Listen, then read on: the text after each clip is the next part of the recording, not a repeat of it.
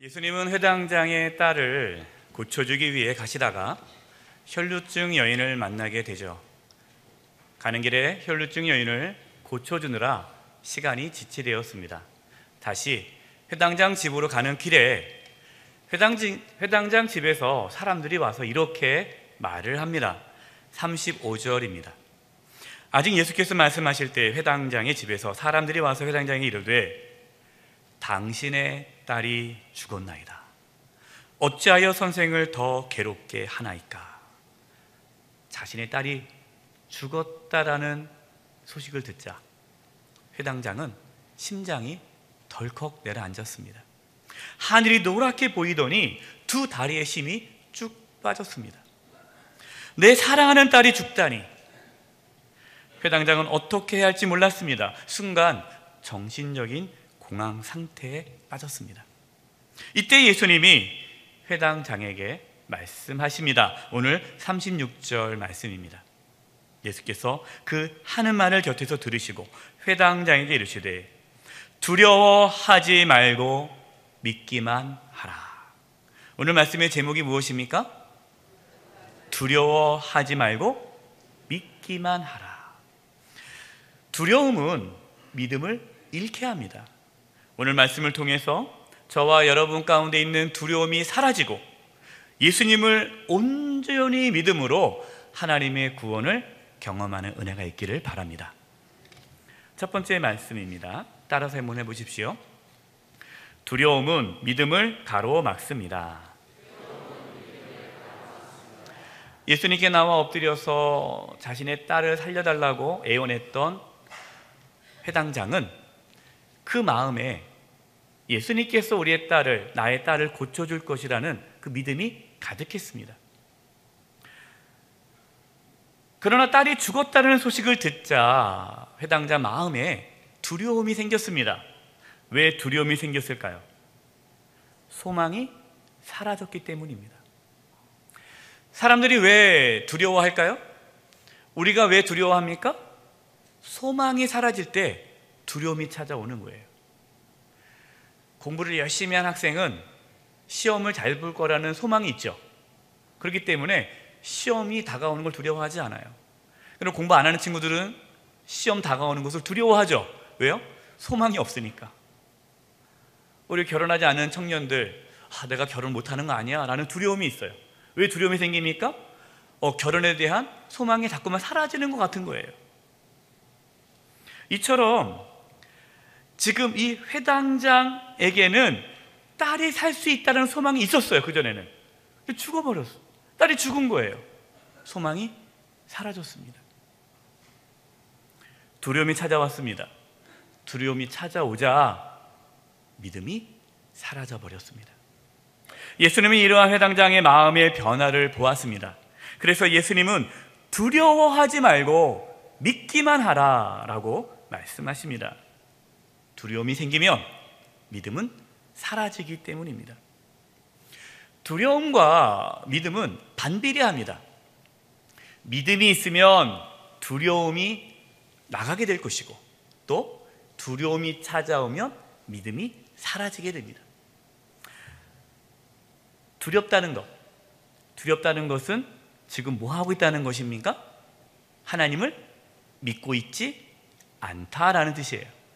그래서 하나님께서는 두려워하지 말아라는 말씀을 참 많이 주십니다.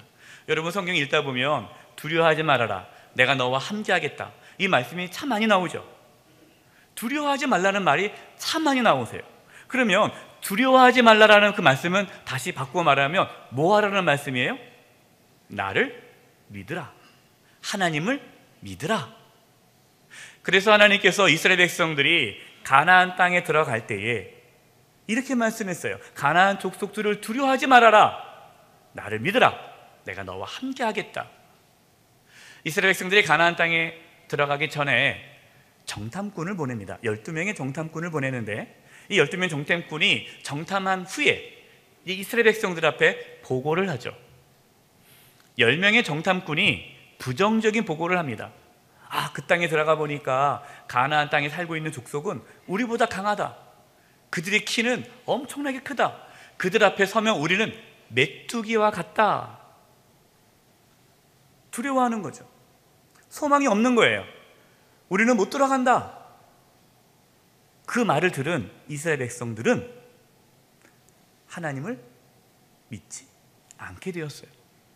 불평하게 되었습니다. 원망하게 되었습니다.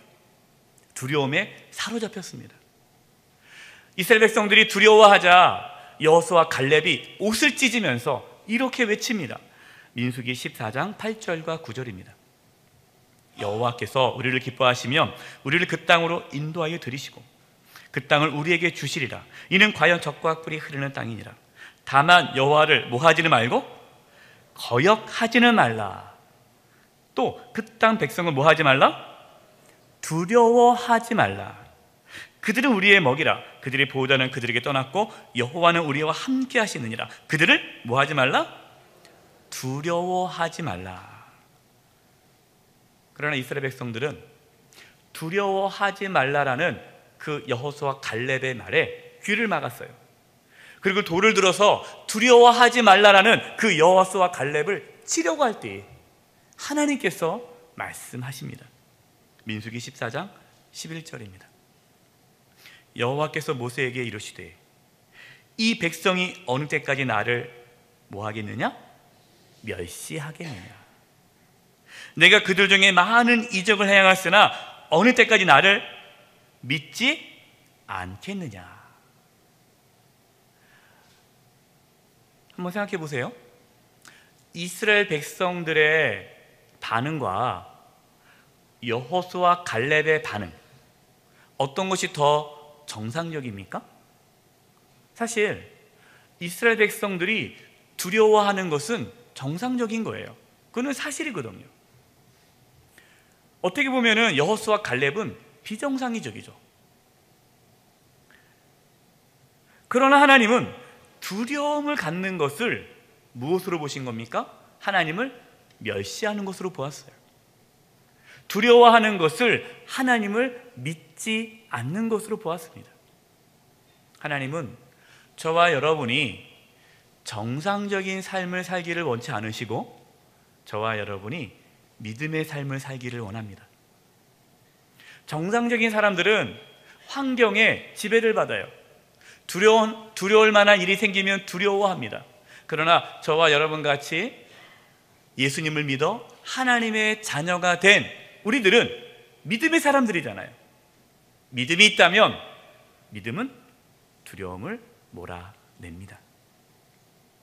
그래서 하나님은 두려움이 믿음을 가로막는다는 걸 잘 알기 때문에 여호수아에게 믿음을 지킬 것을 말씀하시죠. 여호수아 1장 9절입니다. 내가 내게 명령한 것이 아니냐? 강하고 담대하라. 두려워하지 말며 놀라지 말라. 내가 어디로 가든지 내 하나님 여호와가 너와 함께 하느니라 하시니라. 아멘. 여러분 안에 어떠한 두려움이 있습니까? 두려움이 있다면 지금 내 안에 뭐가 없다는 겁니까? 믿음이 없다는 것입니다. 하나님께서는 우리가 두려움에 사로잡혀 믿음을 잃어버리지 않기를 원하십니다. 그래서 우리는 두려워하는, 우리를 두렵게 하는 소리에 귀를 기울이는 것이 아니라 하나님의 말씀에 귀를 기울여야 합니다. 두려워하지 마시고 믿기만 하십시오. 두려움이 있다면 기도하세요. 하나님, 내 마음에 두려움이 있습니다. 이 두려움이 떠나가게 해주시고 제 마음 가운데 믿음을 부어달라고 기도할 수 있기를 바랍니다. 두 번째입니다. 따라서 한번 해보십시오. 믿음은 계속 지켜야 합니다. 예수님께서는 회당장이 계속해서 믿음을 지켜갈 수 있도록 두려워하지 말고 믿기만 하라라고 말씀하셨습니다. 자, 여기서 예수님께서 믿기만 하라라는 이 말씀을 하셨는데 이 단어 믿기만 하라라는 이 동사의 시제가 현재인데 그 뜻은 계속을 품고 있어요. 계속. 그래서 예수님께서 지금 무슨 말씀을 하시느냐? 계속해서 믿으라라는 거예요. 여러분, 믿음은 계속해서 지켜가야 하는 것입니다. 예수님은 해당장의 믿음을 계속 지켜갈 수 있도록 도와주셨습니다. 본문 37절입니다. 베드로 야고보와 야고보의 형제 요한 외에 아무도 따라옴을 허락하지 아니하시고. 처음에는 예수님이 많은 사람들과 함께 회당장 집으로 가고 있었어요. 그런데 딸 아이가 죽었다라는 소식이 전해지고 회당장이 두려움에 사로잡히자 예수님께서 회당장에게 두려워하지 말고 믿기만 하라 그렇게 말씀하시면서 아무도 따라오지 못하고 베드로, 야고보, 요한만 따라오게 했어요. 왜 예수님께서 다른 제자들을 안 따라오게 하고 또 다른 사람들을 안 따라오게 하고 베드로, 야고보, 요한만 데리고 회당장 집으로 간 그 이유는 잘 나오지 않습니다. 그러나 분명한 사실은 회당장의 믿음이 흔들릴 수 있기 때문에 소수만 데리고 지금 가고 있는 것이죠. 만약에 주변 사람 중에 회당장님 이제 예수님 모셔갈 필요 없겠네요. 딸이 죽었는데 왜 예수님 모셔갑니까? 더 이상 수고할 필요 없습니다. 회당장님 이제 큰일 났네요. 어떻게 하면 좋아요? 주변에서 끝까지 믿음을 지키지 못하도록 흔드는 사람이 있다는 거예요. 우리도 살다 보면 그러지 않습니까? 우리가 어떤 어려움이 닥쳤을 때에 우리가 정말 믿음으로 이 어려움을 극복하려고 딱 그러는데 옆에서 더 난리예요. 옆에서 더 죽어가요. 물론 걱정해 주는 건 좋은데 오히려 더 두렵게 만드는 거예요. 권사님 지금 심각한데 아직도 모르겠어요. 이게 심각한 상황인지 하면서 오히려 더 두렵게 만드는 거예요. 여러분 그런 사람들과 어떻게 해야 됩니까? 거리를 두시기 바랍니다. 믿음 없는 사람과 같이 있으면요 우리 믿음도 흔들려요. 집에 갔을 때 이 딸 아이의 죽음으로 이미 장례가 시작되었습니다. 당시의 장례는 곡하는 사람들이 와가지고 우는 거예요. 이것이 당시의 장례 문화였어요. 예수님께서 집에 가시니까 막 사람들이 우니까 우는 사람들에게 이렇게 얘기합니다. 울지 말아라. 지금 이 아이는 죽은 것이 아니라 잔다. 이 얘기를 들은 사람들이 어떻게 반응할까요? 비웃었다 그랬어요. 오늘 본문 40절입니다. 그들이 비웃더라. 예수께서 그들을 다 내보내신 후에 아이의 부모와 또 자기와 함께한 자들을 데리시고 아이 있는 곳에 들어가사. 사람들이 비웃었어요. 당연히 비웃겠죠. 근데 예수님께서 그 비웃은 사람들을 어떻게 했습니까? 다 내보냈다라는 거예요. 예수님은 그 사람들의 비웃음에 흔들리지 않으셨습니다. 우리도 믿음으로 살아갈 때 때로 비웃음을 당할 수 있습니다. 저도 처음에 신앙생활 할 때 가족들에게 비웃음을 많이 당했어요. 당연하겠죠. 왜냐하면 믿지 않는 사람들은 영적인 세계를 믿지 않잖아요. 영적인 세계를 모르잖아요. 그냥 현실 세계만 알잖아요. 그러니까 현실 세계만 알고 있는데 우리가 믿음의 고백을 하면 뭐라고 그래요? 미쳤다고 그러죠. 이거 제정신이냐? 이렇게 비웃는 거예요. 혹시 여러분 믿음의 고백을 했는데 누가 비웃습니까? 그러면은 다음부터 그분을 만나지 마세요. 좀 이렇게 피해 다니세요. 그런데 우리가 믿음의 고백을 하면 가장 많이 비웃는 사람이 누구죠? 가족입니다. 가족. 혹시 여러분 자녀를 비웃습니까? 자녀를 비웃으면 안 돼요. 어떤 분들은 자녀가 뭐만 하려면 아이고 야 네가 뭐 제대로 하겠어? 하고 막 비웃는 부모들이 있어요. 그럼 그 자녀가 믿음을 지키겠어요? 그래 내가 뭘 하겠어 하고 그냥 포기해버리겠죠. 절대 자녀들을 비웃거나 가족을 비웃지 마시고, 또 여러분 가족이 비운다고 해서 물론 그렇다고 해서 집 나가면 안 되고요. 가족과 관계를 끊으면 안 되겠지만 가족의 비웃음을 극복하셔야 돼요. 다윗을 보십시오. 다윗이 골리앗과 싸우러 나갈 때 사람들이 다 비웃었어요. 네가? 야 너 같은 꼬마애가 무슨 골리앗과 싸워? 가장 많이 비웃은 사람이 누구예요? 다윗의 형들. 그러나 다윗은 그 비웃음에 주저하지 않았어요. 비웃음 듣고 그래 이렇게 하지 않고 그 비웃음을 극복했어요. 그리고 믿음으로 나아가서 골리앗을 넘어뜨렸습니다. 사랑하는 성도 여러분, 우리가 믿음으로 나아가는 데 있어서 방해하는 세력들이 있습니다. 그 방해하는 것들이 무엇인지를 가만히 생각해 보세요. 믿음은 저절로 지킬 수 없는 겁니다. 어떤 분들이 이런 얘기를 하세요. 제가 최근에 지난 주중에 신방을 갔는데요. 병원 신방을 갔는데 이제 그 봉고차 안에 우리 권사님들이 같이 타고 신방을 가는데 한 권사님께서 저에게 이런 얘기를 하시는 거예요. 목사님, 제가 우리 교회 나온 지 40년 좀 넘었는데 30대 때 교회를 예수님 믿었대요. 처음 예수님 믿으니까 너무너무 좋아서 너무 기쁘다라는 거예요. 길에 풀만 봐도 기쁘고 꽃만 봐도 기쁘고 그냥 모든 것이 다 기쁘고 행복했대요. 그런데 신앙생활을 하면 할수록 그 마음이 사라지더라는 거예요. 이제는 봐도 별로 기쁘지 않대요.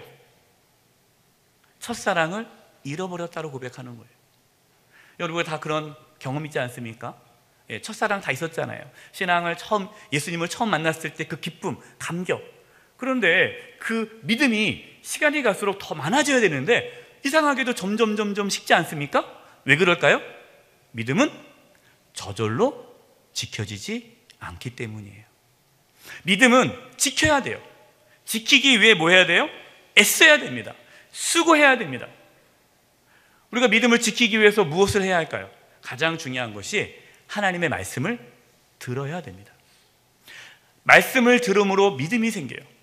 그래서 이 시간에 주일에 이렇게 말씀을 들을 때 졸고 싶지만 내가 억지로 이렇게 졸음을 참으면서 듣는 거예요.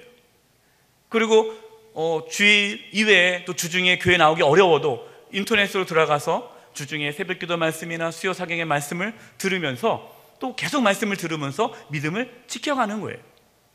또한 믿음의 사람들, 비웃고 불신하는 사람들은 좀 멀리하고, 불평하고 원망하는 사람들은 좀 멀리하고, 같이 믿음의 고백을 하는 사람들과 모여서 하나님의 말씀을 나누고 함께 기도하고 서로가 믿음을 잘 지킬 수 있도록 그렇게 영적인 교제를 할 때에 우리의 믿음이 지켜지는 것입니다.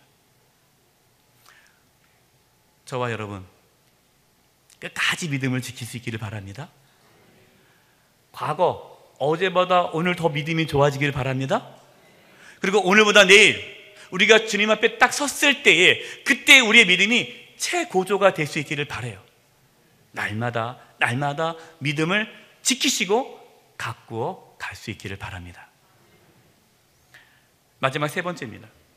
따라서 해보겠습니다. 믿음이 있을 때 구원을 받습니다. 41절입니다. 그 아이의 손을 잡고 이르시되 달리다고 하시니 번역하면 곧 내가 내게 말하노니 소녀야 일어나라 하심이라. 예수님께서 아이의 손을 잡고 달리라고 외치셨어요. 뜻은 소녀야 일어나라. 예수님께서 말씀하시자 죽은 아이가 살아났습니다. 여러분 바로 이것이 예수님의 권세예요. 예수님의 권세는 죽음도 이기는 권세입니다. 모든 만물이 예수님의 이름 앞에 굴복합니다.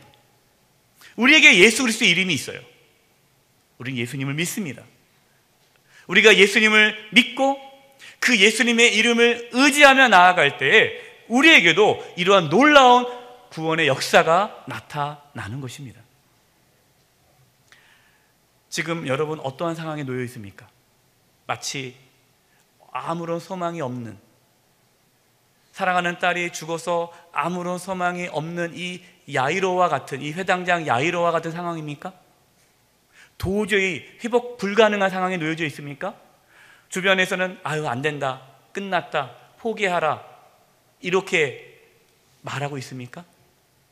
우리가 어떠한 상황에 처해 있어도 끝까지 믿음으로 나아간다면 하나님의 놀라운 회복의 은혜는 일어나게 될 것입니다. 그런데 여기서 우리가 중요한 사실이 하나 있어요. 이 말씀을 오해해서는 안 돼요. 오늘 말씀을 읽고 또 여러분들이 그래, 믿음은 불가능한 것을 가능케 하는 요술방망이구나 라고 생각하면 안 돼요. 여러분 믿음은 요술방망이가 아니에요. 그래서 예수님은 믿음에 대한 오해가 생길 것 같아서 43절에 다음과 같이 이렇게 말씀하십니다. 43절입니다. 예수께서 이 일을 아무도 알지 못하게 하라고 그들을 많이 경계하시고 이에 소녀에게 먹을 것을 주라 하시니라. 왜 예수님께서 죽은 아이가 살아난 것을 아무에게도 알리지 말라고 했을까요? 알려야 되잖아요. 좋은 소식인데. 왜 그러냐면 지금 사람들은 아직 예수님이 누구신지 모릅니다. 예수님이 왜 이 땅에 오셨는지 모릅니다. 그런데 만약에 예수님이 죽은 아이를 살렸다는 소문이 돌면은 사람들은 어떻게 생각해요? 예수님께서 죽은 자를 살리러 오셨구나. 예수님께서 병든 자를 고쳐주시고 귀신 들린 자를 고쳐주러 오신 하나님의 선지자구나. 단순히 예수님께서 기적을 베푼 것만 관심을 둘 것 같아서 예수님께서 침묵을 말씀하신 겁니다. 자, 그러면 예수님께서 왜 이 어린아이의 생명을 구원해 주셨을까요? 왜 죽은 아이를 살려주셨을까요? 예수님께서 이 땅에 오신 목적을 보여주기 위해서예요. 예수님께서 이 땅에 왜 오셨습니까? 죽은 자를 살리러 오셨습니까? 아니죠. 만약에 죽은 자를 살리러 왔다면 지금 이 소녀만 살리면 아니라 소녀만 살리면 안 되고 지금 죽은 사람이 한두 명이겠어요? 다 살려야죠. 근데 예수님은 많이 살리지 않으셨어요. 이 죽은 소녀, 근데 나중에 나사로, 이 두 사람만 살렸어요. 뭘 보여주는 겁니까? 예수님께서는 죽을 수밖에 없는 우리를 죄와 사망에서부터 구원해 주기 위해 이 땅에 오셨다는 것을 보여주기 위해 하나의 상징으로 죽은 소녀를 살려준 것입니다. 그럼 저와 여러분이 끝까지 붙잡아야 할 믿음이 무엇입니까? 내가 지금 사업이 어려울 때, 우리 자식이 뭔가 어려움이 있을 때, 내가 기도하면 사업이 잘 되고 우리 자식이 잘 되는 그것을 믿는 그 믿음을 우리가 끝까지 붙잡아야 됩니까? 그 믿음이 아니에요. 우리가 끝까지 붙잡아야 할 믿음은 하나님의 사랑입니다. 하나님께서 우리를 사랑하심으로 독생자 예수님을 보내주셨어요. 예수님께서 우리의 모든 죄를 대신 짊어지시고 십자가에 피 흘려 죽으심으로 우리가 죄사함을 받고 하나님의 자녀가 되었습니다. 누구든지 예수님을 구주라, 주라 믿으면 구원을 얻는 거예요. 우리가 끝까지 붙잡아야 할 믿음은 구원의 믿음이에요. 로마서 8장 32절입니다. 자기 아들을 아끼지 아니하시고 우리 모든 사람 죄송합니다. 우리 이 말씀이 중요할 것 같아서 같이 읽으라고 하시는 것 같아요. 로마서 8장 32절을 같이 읽겠습니다. 시작.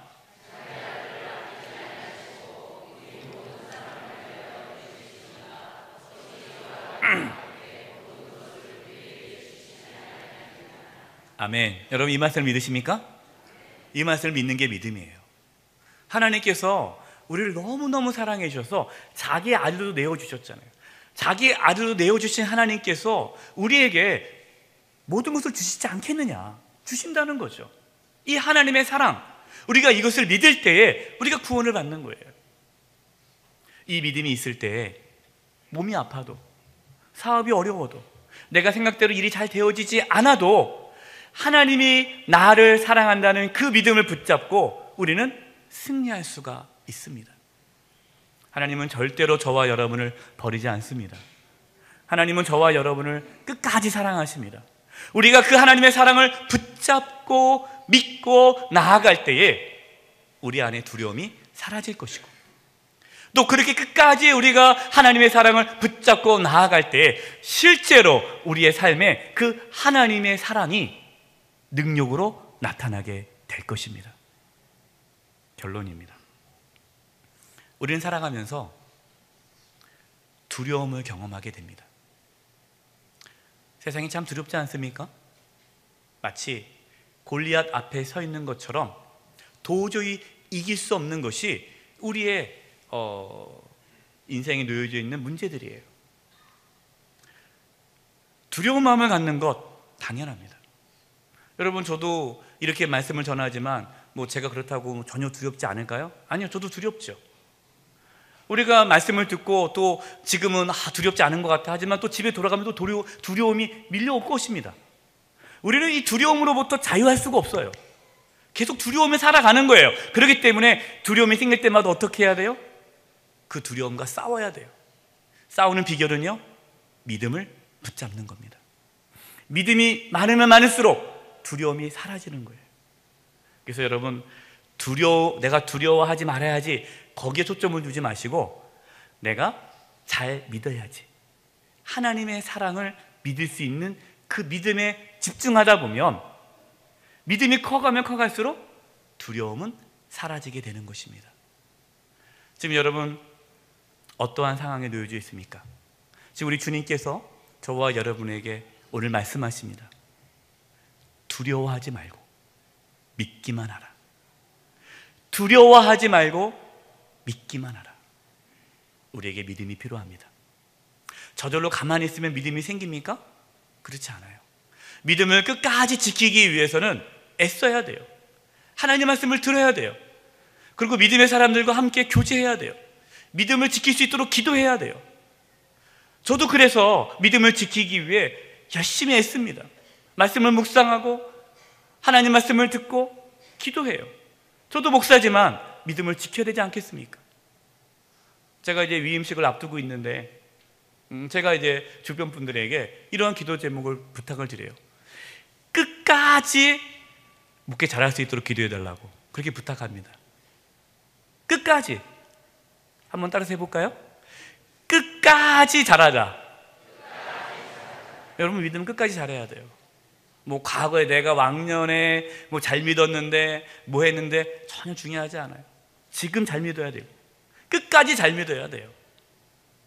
우리의 삶 가운데 어떠한 어려움이 찾아와도 끝까지 하나님의 사랑을 붙잡음으로, 믿음으로 승리할 수 있어요. 그래서 오늘 말씀에 달리다금 소녀야 일어나라, 그 예수님의 권능이 우리의 삶에 실제적으로 일어나기를 간절히 축원드립니다. 기도하겠습니다. 하나님 아버지, 저희들 믿음이 참 없습니다. 작은 일에도 두려워합니다. 믿음 없음을 불쌍히 여겨주시고 믿음을 부어주셔서 두려워하지 않고 믿을 수 있는 그 은혜가 있게 하여 주시옵소서. 예수님의 이름으로 기도드립니다. 아멘.